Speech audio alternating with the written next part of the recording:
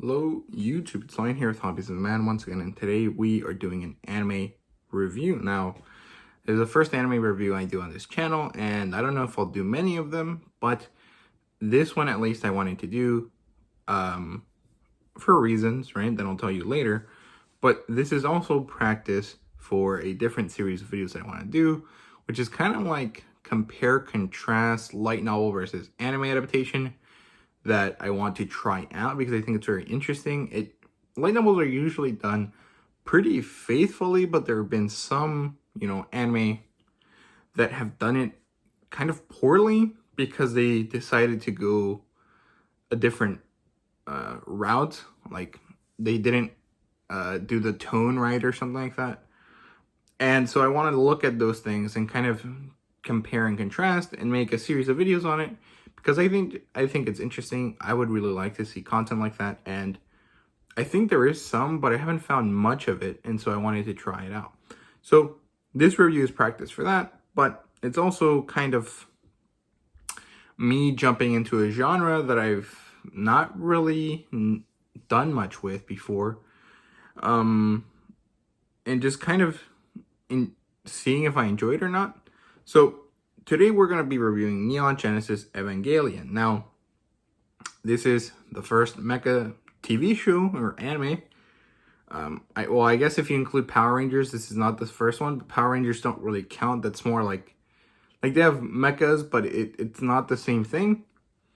But it's the first proper Mecha TV show that I've watched that I was fully cognizant of. Like, I watched Gundam and Zoids as a kid, growing up on TV and like online and stuff.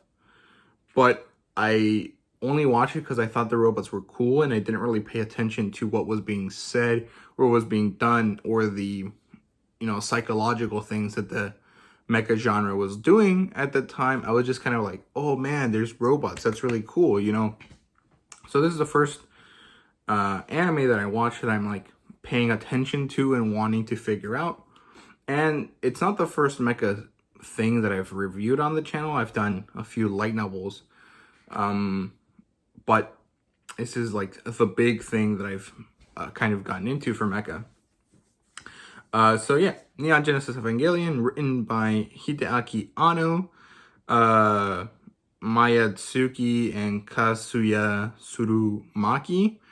According to Wikipedia, all of them were in charge of writing, directing, and doing stuff with the anime adaptation. Well, it's not really an anime adaptation. It's like a project that had both manga and anime happening concurrently, as far as I understand it. But they all played a part in the writing, developing, directing thing. And the studio is Gainax, and the demographic, as far as I understand it, is shonen. But I guess since it is so psychological, it would probably be seinen. But I couldn't really find a definitive answer, so there you go. The genres here are apocalyptic, mecha, and psychological drama. And that psychological drama was actually the part that was most surprising to me. I wasn't really expecting it. Like, I've heard stuff about how psychological Evangelion is, and a lot of analytical, like, not peer-reviewed, but almost academic thought process is being put into analyzing this series. But I didn't really think that it was all that psychological as much as I saw it as. So I was kind of surprised by that, but it was pretty good.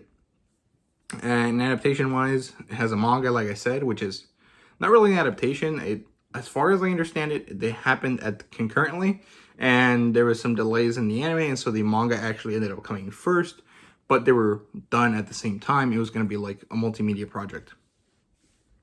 And there's light novel sequels, and I think there's manga sequels as well. I think Angelic Days, and then there's another one that I don't really understand. I don't know if they're reinterpretations, retellings, or additional information that goes with the series. So if anyone does know, please let me know in the comments.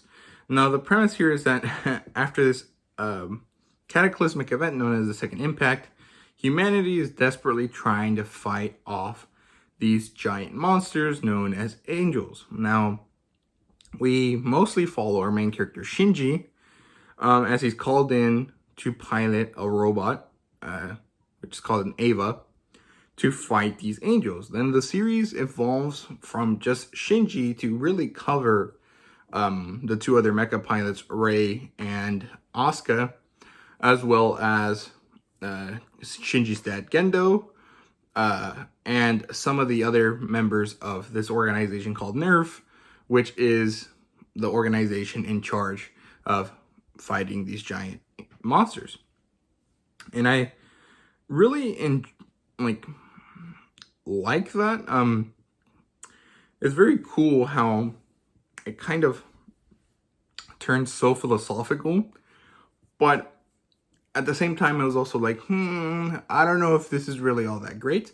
So yeah, I assume that I'm gonna get some hate in this video because of what I say. Sorry if you disagree with me. Please feel free to talk to me about it in the comments, but I don't know that this is as great as people say it is. So I'm gonna go through my review. Hopefully you guys watch and let me know if I'm wrong or right. So the plotline here is in general rather good. I really generally enjoyed the story, but sometimes I felt that the execution of the storytelling was kind of messy and it could have been done better, especially since the series has already had like a director's cut and a reimagining and a bunch of other things that could have just been like, hey, let's actually just redo the thing and add the stuff that we need in order for the story to flow better, but they just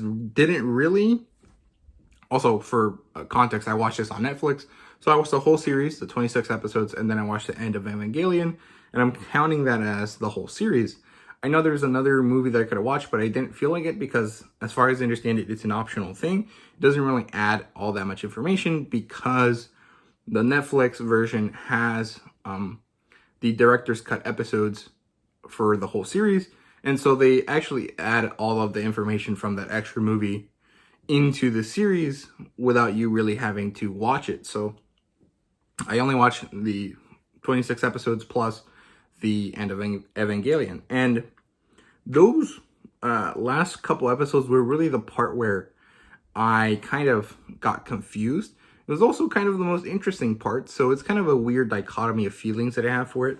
So episodes 21 through 24 and the end of Evangelion, in my opinion, should have been structured differently.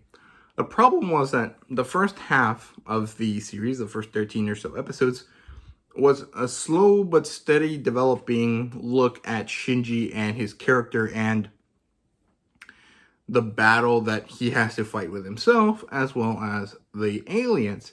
After that, it picks up and there's a lot more action, which I quite liked. After the introduction of Asuka, we have very nice, fast-paced, moving action that I thought was really good. But at some point in the 20s, in episode 20-ish, we kind of stop looking at the robots and just start looking at the characters. And that's where it kind of lost me a little bit. I thought that was really good, like psychologically, like looking at the deep problems of each character was really interesting.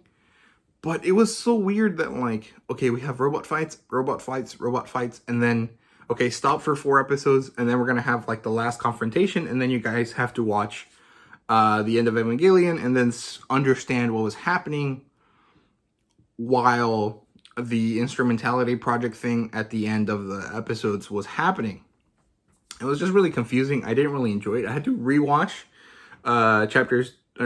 episodes 20 to 26, and then watch the end of Evangelion before I could really understand it. And I definitely think that this would benefit from a second watch or a third watch, maybe even, or at least reading the manga so I can kind of get 2 sides of the same story, if that makes sense. But it was kind of weird. The pacing, in my opinion, I don't know if I'm wrong or right, or if it's purely opinion based, as in, like, there's no one else that agrees with me. The pacing was just kind of weird. It was really slow the first half, and I was okay with that. It was a little bit boring, but it was fine. But then I don't know. It was just really confusing. In general, I enjoyed it. It's just like there was some things that could have been done better, in my opinion. Now the characters, this is probably the reason why I get canceled, because I really didn't like any of the characters at all. Like, I enjoyed aspects of most characters, but it's not like I can pick a favorite character or one that I really identify with positively.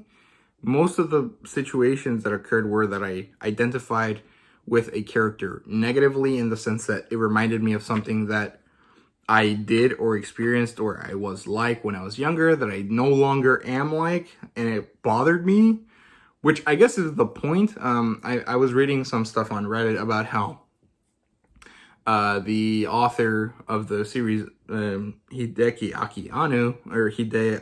Anno, was kind of aiming this at otaku culture, and how in Japan otaku culture, instead of flourishing and like allowing people to understand each other's differences and develop like connections, deeper connections with people, otaku culture just made everyone more repressed, because they would like their things but close off from the real world. And I thought that was interesting, but I'm not exactly sure if that's necessarily true, because it was just like some random person on the internet talking about it. I don't know if it's necessarily true, but that is a very interesting concept, and I can kind of identify the parts that make that statement or that premise make sense, because Shinji is very deeply like closed off. Like it's weird, because he like hates himself and doesn't want to exist, but at the same time he kind of thinks that everything revolves around him, and he's a victim of everyone else's uncaringness, I guess. And it's very interesting, but I didn't really enjoy it.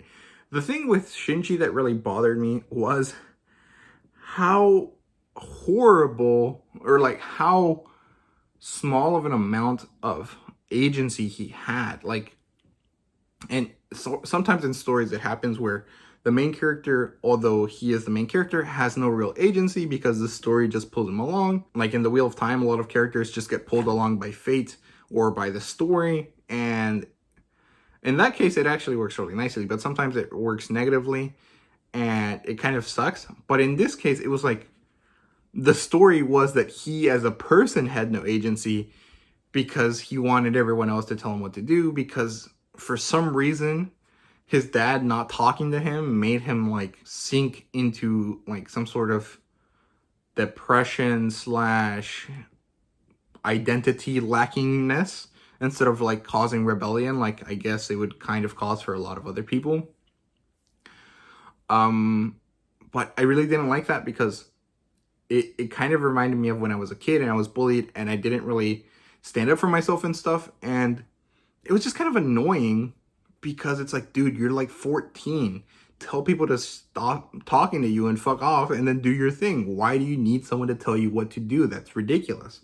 But I did enjoy his development later, near the last episode, when he finally realizes, hey, we are ourselves, but we are also other people, and the sum experience of the people we're with and the people we interact with also affects us as people.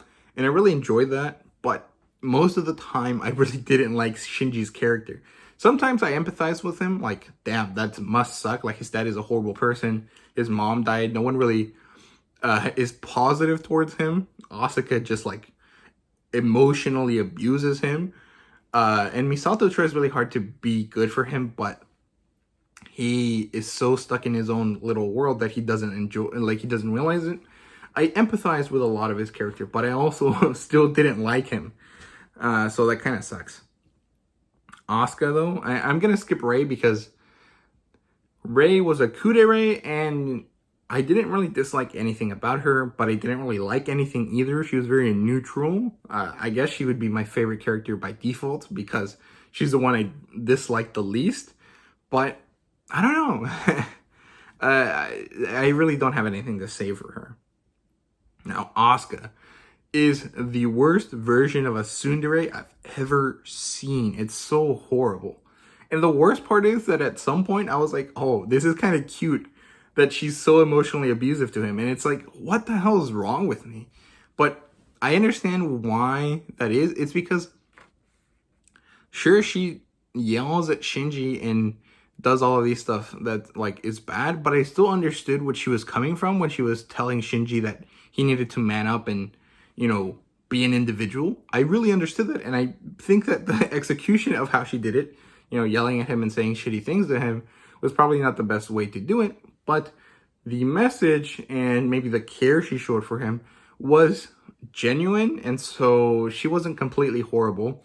Plus, her attitude, although it was extremely bitchy and uptight and kind of and unnecessarily mean, had a reason, and she just had kind of charisma to her acting, or to the way she was mean to people. So I kind of liked her, even though I really disliked her at the same time.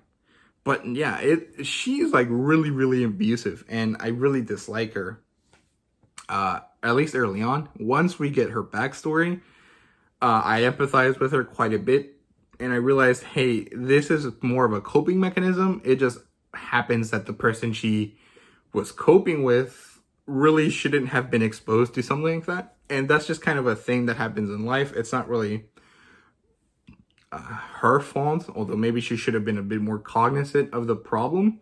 So I can't really hate her for it, but she was a very difficult character to enjoy as well, at least early on. I really liked her near the end, and when she went all berserk, that was really, really awesome. That was pretty cool. Who else is there? Yeah, the worst part about Asuka is that she acts like she's the baddest bitch around, and she's like awesome and super cool and stuff, but she doesn't actually deserve any of the praise, and she praises herself and then acts like she's a bomb. And it's like, bruh, you haven't done anything. Shinji has saved you every time you've done something. Shut up. But you know, that's a common trope, and usually it's done so that when she gets knocked down, she gets like a positive turn later on. But we didn't actually see that for Asuka, so I guess her character arc isn't exactly finished. But, you know, a lot of times in real life, which this wants to try to emulate quite a bit more than normal manga or anime or light novels, sometimes your character arc, your growth never actually realizes itself. So it's understandable and it's fair to have characters that have that happen to them. Now Gendo, or like Shinji's dad. I don't actually know his name. I think it is Gendo. God, I hate that guy. He's a bastard of the highest order. He's a horrible, horrible person. Granted, there may be some way in which you can say it was all for the good of humanity, but that's still shitty because, like, it doesn't matter if you save humans if you turn into a monster in order to do it. The ends do not justify the means, usually. Maybe in this case, you could say that it is justifiable, but it's a very fine line for this guy where it was like, okay, this side is justified, this side is not justified, and Gendo is like really tiptoeing between the two, you know what I mean? It really kind of depends on the day if he's justified in doing it or not. But in general, God, he's just a horrible, horrible person. I really enjoyed hating him, so I guess in that sense, I did like this character. But, oh God, there's so much wrong with this guy. But it is interesting. I really do enjoy talking about these characters, even though what I'm saying is probably more negative than a lot of people would want. But I don't know, it's just fun to talk about them and see like, hey, all of these people suck like really badly, but there's still something about them that is like almost innately human that I really enjoy. And it's very odd, but I like it. And then the other two big characters, I guess, are Misato and Ritsuko, I think. That's the doctor lady that has blonde hair. I really enjoyed Misato. She was cool. She was fun.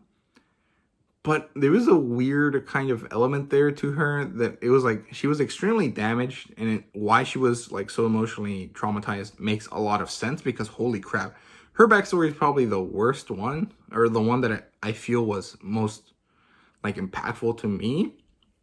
I'm not exactly sure why. I think I would probably, well, I don't think I can really relate to any of these characters. Like, none of the stuff that's happened to them really, there's no parallel in my life for. But her thing was probably the best one, because there's a bit of a weird thing where she doesn't know she loves or hates her parents, and I thought that was really interesting. I don't necessarily have I don't really have a type of situation like that in my own life, but I thought it was very, like, meaningful to look at, because a lot of people probably do have this problem, but I'm not exactly sure that she really ended up doing anything for the story. Like, she didn't end up really helping Shinji grow as a person.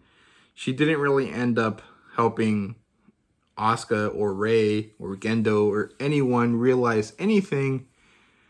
She was just there to kind of have like an older sexy character, I think. Although she was pretty awesome. She was a badass. I'm not gonna lie, she was probably the coolest character. But I feel like she could have done more for the proper story, and maybe I just didn't catch it, which is totally fair. I mean, it is possible that I didn't catch something, but I didn't really know that there was anything all that great about her in terms of like affecting the story. And Ritsuko was pretty interesting. I really enjoyed the whole biotech thing that she had going on with like the Magi, right? Yeah, I think it was called the Magi, the computers. And her kind of look at her family and how she's a reflection of her mother, even though she doesn't want to be, but she's still... it was very cool. I really liked it. It was very, like, all of these characters are like psychological examinations of people in real life, or at least they come off that way, and I thought that was really, really cool. But holy crap, they're such shitty people. But yeah, I don't know. I really enjoyed like experiencing their story, but I didn't like any of them. And it's such a weird kind of thing, because usually I enjoy the characters that I'm looking at in stories. It's just, maybe that's the point of this story, I guess. The point is to like look at it and be like disgusted and try to not be like them. But it's, I don't know, it's very interesting. Okay, so the world building, it's good. I enjoyed it. I liked all the religious symbolism, but I've heard that it doesn't actually mean anything. The guys that made it just picked this Catholic or Abrahamic symbolism because it looked cool, and that's totally fair. Maybe it is a bit disrespectful, but you know, to Christian religious people, but I'm not one of them, so I don't really care. But it's very interesting. I liked it a lot. It was very cool. That whole like Adam Lilith thing was really interesting. I really enjoyed the thing where they added the Dead Sea Scrolls into stuff, and this whole like the way everything was presented came off really deep and philosophical and kind of like larger than life, which it kind of was, and so that's really cool. But I don't know, I think a lot of people try to analyze it really deeply when it's like, no, dude, it just looks cool. Like, it's not that serious. But I mean, even things that are not serious, you can really find deep meaning if you want to look at it, because that's just how rhetorical analysis and literary analysis kind of works. You can find things that probably aren't there as long as you prove that you can, which is kind of why I didn't really like it learning about it in high school. But it is pretty cool now that I'm like reviewing stuff and enjoying it, because I can kind of get a deeper appreciation for things that I might have just tossed out of out of my library because I didn't really want it, because I didn't think it was all that deep. I think the second impact was really cool, and it's cool that it's like, oh yeah, the aliens did it, or like these bad guys did it, but then we end up being the bad guys because humans are the ones that created the second impact. Really, really cool stuff. Yeah, the bioengineering, biomechanical aspects of the series, you know, the Avas being made of both humanity, alien, and mechanical parts. was really, really cool. And the designs of them are super awesome. All the Evas look really, really great. Yeah, it was just kind of really wonderful and really interesting and refreshing, because it's like they didn't really follow a formula. They were just like, okay, how do we make this seem really deep, philosophical, and almost religious, and then kind of like make it cool as well. And I thought that was really interesting. I just really enjoyed so much about this in a weird way. So I don't know. The mechs were amazing. The Eva units look awesome. I really like the purple one the best. Eva Unit 1. Actually, colors-wise, I think Eva Unit 3 was the coolest one. But I don't know why Eva Unit 1 is just cooler than all the other ones. Unit 0 is kind of boring because it doesn't have any like ornaments on its head. And that one's pretty basic. Asuka's, I just don't really like that red color. I think it's too like bright. But I think that the 4 eyes look pretty cool. The paint job wise, I think Unit 3 was cooler. But visually, I think Unit 1 is probably the most striking, the one I like the best. I actually want to get a Gunpla model for it. It's like $30, so I might save up a little bit and then pick one up, just because I think that looks really awesome, but I'm not really sure. Yeah, the designs are so cool because they're mechanical, but they're also innately like biological, and that's really, really nice. It's a very cool balance there. And the backstory for them is really, really cool. It's also very kind of sad and kind of also really messed up. So yeah, art/animation wise, really good. It's old school, or not really old school. It's like from the late 90s, but that's pretty old now. And the transition between scenes and, well, not between scenes, I mean like from frame to frame, like the fluidity of the motion was really well done. It was really nice. It just looked really cool.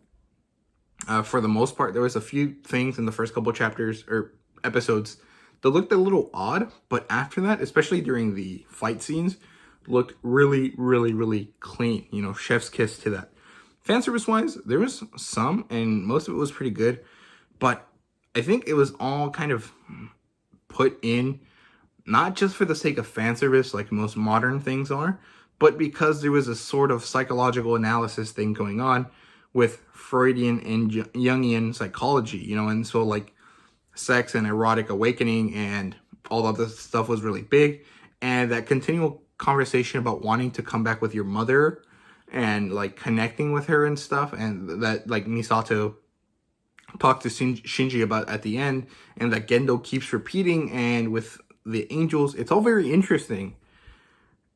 I don't know if it's necessarily accurate to modern psychology, but it's very cool conceptually. And it was very interesting that, you know, the fan service actually had a meaning most of the time, which is cool. I like that a lot, because I am a fan of fan service, but sometimes it's like ridiculous because it has no reason to be there. Like it's not even like, okay, usually fan service is done because, oh, teenage boys read this. How do you get teenage boys interested in stuff? Titties and ass. Okay, fine. No problem there. But at least make it make sense. And a lot of mangaka don't really. Even here at Mashima, sometimes the fan service in Eden Zero, which is probably the best in terms of fan service of his works, has fan service that shouldn't be there because it doesn't feel earned or it feels out of place. But in this anime, that wasn't really the case. I think all of it made sense. It was actually done a very Game of Thrones-esque, kind of like doing exposition, and I thought that was cool. And yeah, so rating-wise, I think I was gonna give it like a 3, but now that I'm talking about it and like airing out my thoughts, I think it actually deserves a higher rating. It's not a 5, but a 4 is actually pretty good. I think I would enjoy a lot more Neon Genesis Evangelion content. I'll definitely check out the light novels.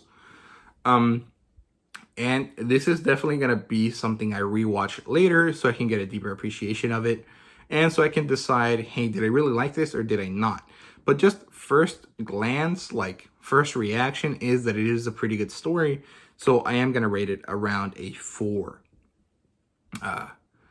But yeah, I think this definitely would need a second watch or a second consumption if you want to read the anime or read the manga after you watch the anime to kind of really like it, because at first you're going to be really confused, at least I was, but it's really nice. I really liked it a lot. So that's basically it for me. I hope you guys enjoyed. Thank you guys very much for watching.